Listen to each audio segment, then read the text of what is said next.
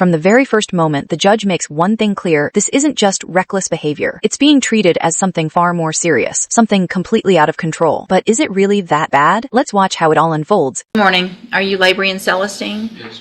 Mr. Celestine, in that case, you are charged with the third-degree felony offense of deadly conduct, discharging a firearm, from March 22nd of 2024. And how do you plead to that charge? Guilty.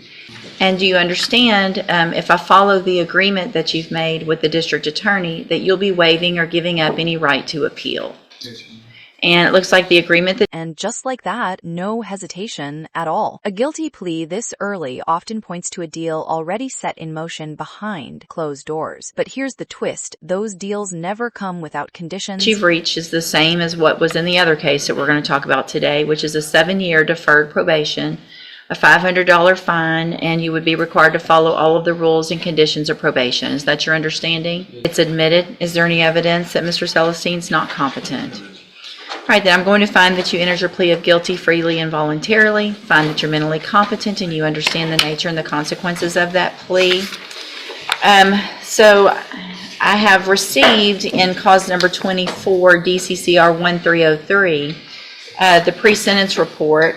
You had already were here, entered a plea of guilty to deadly conduct, discharging a firearm in that case. Everyone had an opportunity to review that pre-sentence report. And then I also received a number of letters of support for Mr. Celestine, and has everyone had an opportunity to review those as well? Yeah. Are there any additions or corrections to that pre-sentence report? None for the defense. None for the state judge, other than to respectfully request of the court that this obviously very young individual who's committed a first-degree felony right out of the gate be at the very least sentenced to ISF as a condition. I'm sorry, third degree. 2 third degrees. This is where age cuts both ways. At Sergio, the court sees a mix of risk and potential, too young to give up on, yet old enough to understand. The real question is, which side will prevail? How old are you? 19. 19 years old. And you're shooting around like it's the Wild West, aren't you? Yes, ma'am. Yeah? Something that I made a note of here, I went through all of these letters, and all of these letters of support about you talk about what a good kid you are, and that here's one I circled, and it says, LeBrian's a positive role model for his nephew. Do you think you're a positive role model? This moment lands differently. The judge isn't just delivering a sentence, she's pushing for real self-reflection. And look at his response: no excuses, just facing the truth. For anyone at this point? Not at this moment. Not at this moment. Is that what you want him to grow up and do? And be in here shackled up like you are?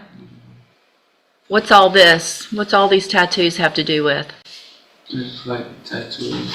Yeah? Right. Do you think getting that all over your neck is going to help you get a job, or do you think it's going to hurt you when you're trying to get a job? It would hurt you.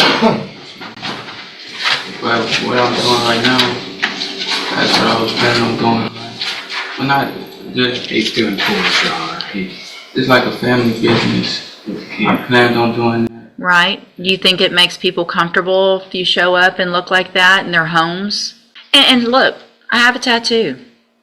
Do you see it? Is it all over here?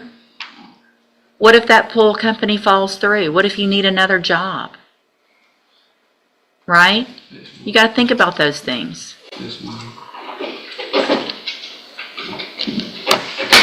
Okay, so here's what I'm going to do in each of your cases. This isn't about tattoos or appearance, it's about consequences. The judge is drawing a clear line between today's choices and tomorrow's limitations. A quiet but powerful life lesson unfolding right in the courtroom. I'm going to find that you entered your pleas of guilty freely and voluntarily.